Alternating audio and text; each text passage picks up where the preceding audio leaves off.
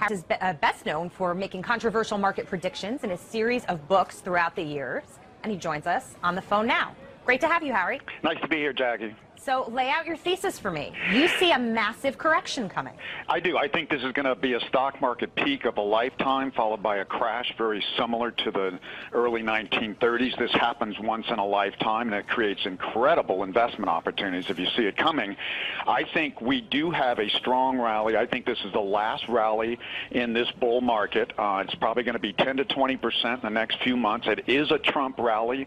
The markets are assuming that he is going to create 3 to 4% growth on a sustainable basis. And I'm here to tell you, just as we told people about Japan in the late 80s, it is demographically impossible.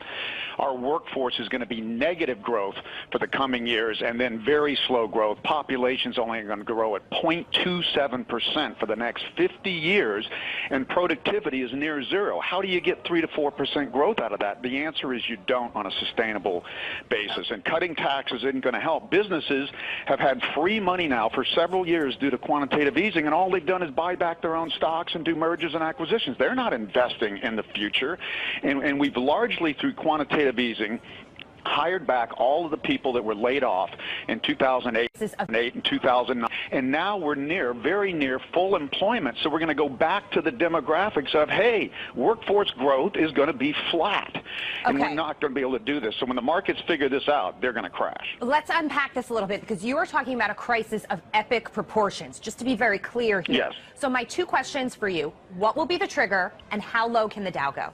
Well, I think the trigger is people seeing sometime next year, early next year, that Donald's not going to be able to do everything he said, and the economy may be slowing by then, despite all of this stuff. But I think the biggest trigger, kind of like the subprime crisis back in 2008, is going to be Italy. Italy is bankrupt. Its bonds are trading at lower rates than ours, which is ridiculous, only because of strong quantitative easing over there and bond buying. And I think Italy's going to get closer and closer to a default position, look like the next Greece, and that's going to blow up Europe. And the ultimate trigger, though, and this will probably be the last thing to happen, China's got the greatest real estate bubble and overbuilding bubble in all of modern history, and that's going to blow, and that's going to be the 800-pound elephant in the end. Harry, you said Trump is not Jesus walking on water. Right. And that's what the market's assuming. He thinks he is. No. Again, I mean, people don't get. I mean, his Secretary of Treasury is saying we can grow 3 to 4% on a sustainable basis. I'm telling you, it is demographically impossible. We would have to have 4% productivity rates for that to happen, given that population's barely going to grow and our workforce is going to shrink. Japan has been doing massive quantitative easing, 3 to 4 times the rate of the United States, since 1996, when their demographic peak hit. Ours hit in 2007. And they've grown on average 0% with zero inflation and zero productivity. That's what an aging society faces. Nobody gets the implications that most developed countries are aging rapidly. Japan's the worst, and Germany is the second worst. And Germany's supposed to hold up Europe. Germany's chart looks like Japan's did to me in the late 80s, and everybody thinks Germany's the strongest country in Europe. They will not prove to be. So demographics don't lie, and they're highly projectable.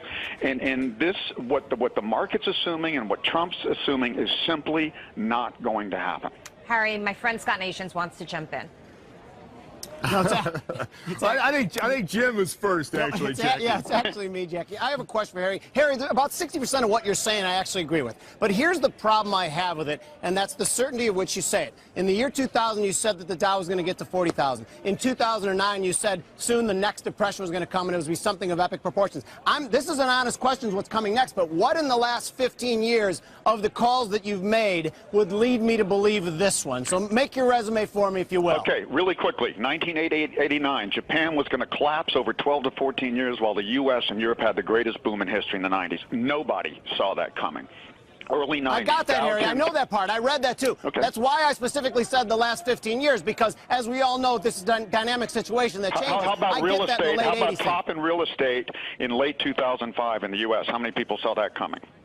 How about top of the stock, the tech bubble in If you listen to Peter February Schiff, 2000? he saw it, too.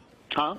Okay, no, Look, I make bold forecasts, and especially with things like QE and massive government intervention, yes, I'm going to miss some things, but I have the guts to make these bold calls. And most people couch their forecasts, which to me makes them useless as economists. But, Harry, what you're telling investors to do right now is to sell all of their stock investments. No, not yet. Okay, here is, I think this is a golden opportunity, the best I've seen probably in my lifetime.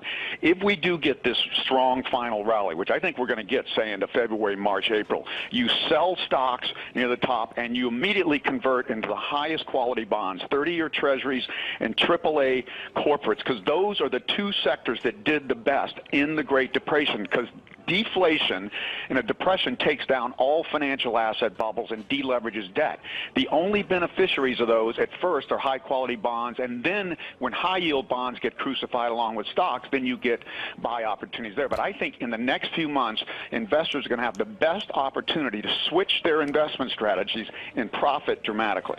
I'm not discounting what you're saying, but wouldn't it be amazing? Gold, we've been right about gold. We got people out in late April, gold and silver of 2011, the day of the top in silver and near the top in gold. And we've been saying gold's going to be $700 after bouncing to $1,400. It's going to be $700 in the next year or two, and it's ultimately going to bottom around $400. So gold is a commodity. Gold was a part of the commodity bubble that has peaked, and we predicted that also back in 2008. And it's got to erase its bubble like all bubbles. So 400 is my minimum target on gold. That could be years away, but I think you can see $700 within a year or two. Harry, if we all had a crystal ball, we would certainly sell stocks at the top and then we'd buy back into the Dow at 6,000, right? Everybody would do it. But traditionally, investors are told to hold their investments in the market, ride it out when there are corrections, and that things will eventually get better. 2007, 2008, yes. Prime example. Yes, you know, and Jackie, most of the time that's true because people aren't good timers.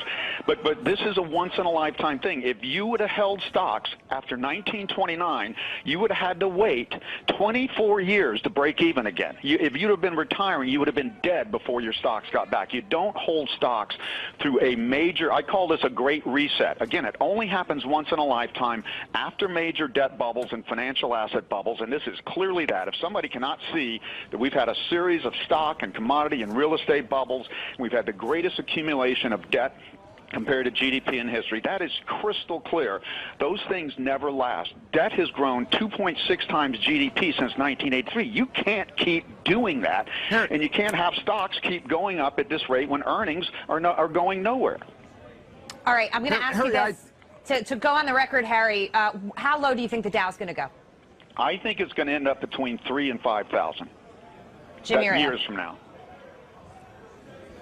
Harry, it's Scott in Chicago. I have a question. You say this is crystal clear. And Jim pointed out that in 2000, you said the Dow was going to go to 40,000. I imagine you thought that was crystal clear. In 2009, you wrote a book called The Coming Great Depression, and you said that the stock market was going to crash. I imagine that since you took the time to write a book, you thought that was crystal clear. In 2011, you said, hang on, you talked for a long time, Harry. Let me ask my question. Let me ask my question because you've had a chance to talk for a long time. Let me finish my question. In 2011, you said the Dow was going to drop below 6,000. In 2014, you reiterated that. And today, we have the S&P, the Dow, the Russell 2000, and the NASDAQ Composite all making all-time highs. And I imagine in 2009, 2011, 2014, you thought it was crystal clear. You say that you have the courage to make bold predictions. I think that's great for selling books, and I imagine that's what you're trying to do.